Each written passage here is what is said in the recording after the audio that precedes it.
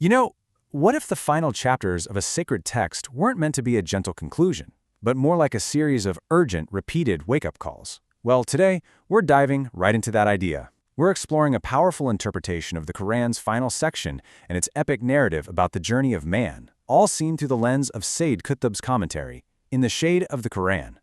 So our source today is Volume 18, which covers the final 37 chapters, or surahs. And according to this commentary, these chapters have this incredibly urgent and intense style that really sets them apart from the rest of the scripture. It's a whole different feeling. I mean, just look at how the commentary describes it. The tone here isn't a gentle whisper. It's like a series of powerful shouts at a closed door. They're designed to jolt the spiritually asleep, to basically grab you by the shoulders and demand your attention. So let's step into this journey of man, as told through this pretty cosmic wake-up call. Okay, so first, we really need to get a feel for the unique rhythm of this final section. It's defined by these short, punchy chapters that just hammer home one singular, powerful theme, again and again and again. And what's so interesting here is how all these elements come together to create this incredible effect. You've got these short, rhythmic verses, almost all from that early, fiery period of Islam in Mecca. And together, they act like that persistent knocking on your soul.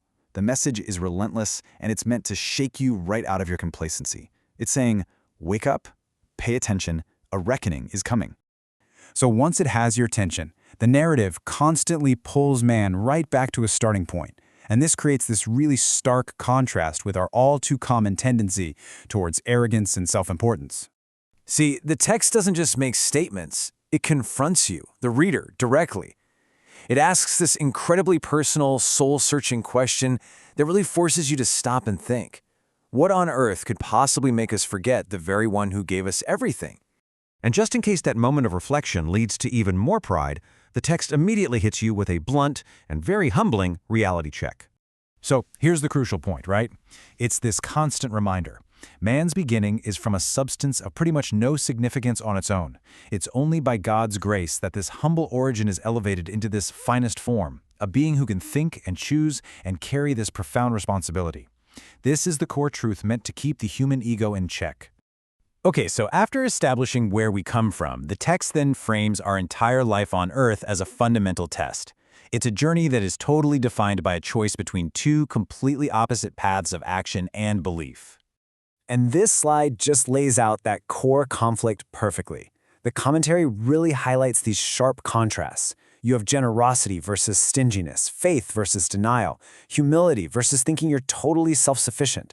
The message is that our choices, they aren't trivial. They are actively paving the road toward one of two vastly different ends, either perfect ease or affliction. But this isn't just about what you do on the outside. The source makes it clear that the real battlefield is internal.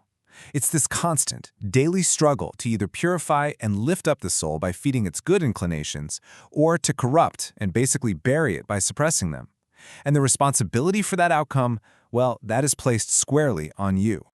Now, a life filled with this much choice and struggle has to lead somewhere, right?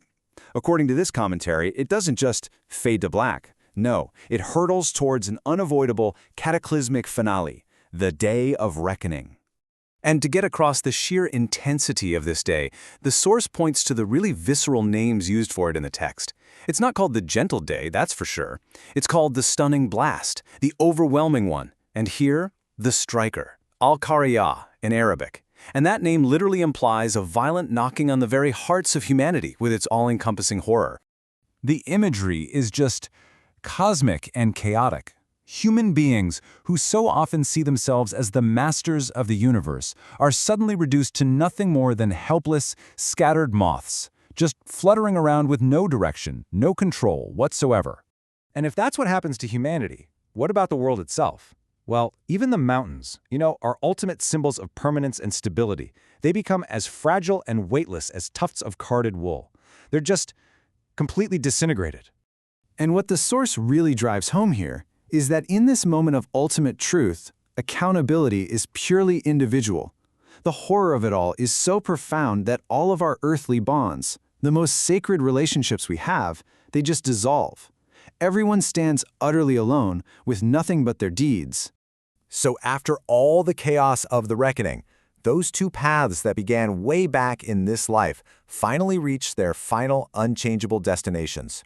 For those who chose that path of faith, of purifying themselves, of doing good deeds, the reward is described as a state of just complete peace and fulfillment. It's a place of security. No more anxiety, no more rivalries, no more of the lies and falsehoods of worldly life, just pure physical and spiritual bliss. And, the source points out that this outcome isn't framed as something you've earned, like a wage. It's described as a truly sufficient gift from a gracious Lord. It's the ultimate expression of that perfect ease that was promised to those who followed the path of piety. And on the flip side, those who chose the path of denial and corruption, they're met with this chilling confrontation. They come face to face with the very reality they spent their entire lives mocking and rejecting. And now, there's no escape from the truth anymore. And that brings us to the end of this cosmic journey. The source shows how this entire massive narrative, from that humble drop of sperm all the way to these two divergent ends, it all wraps up with this powerful rhetorical question. It's not just stating a fact, it's an invitation for all of us to reflect. In the end, isn't this the very definition of justice? The inevitable result of the choices we get to make every single day?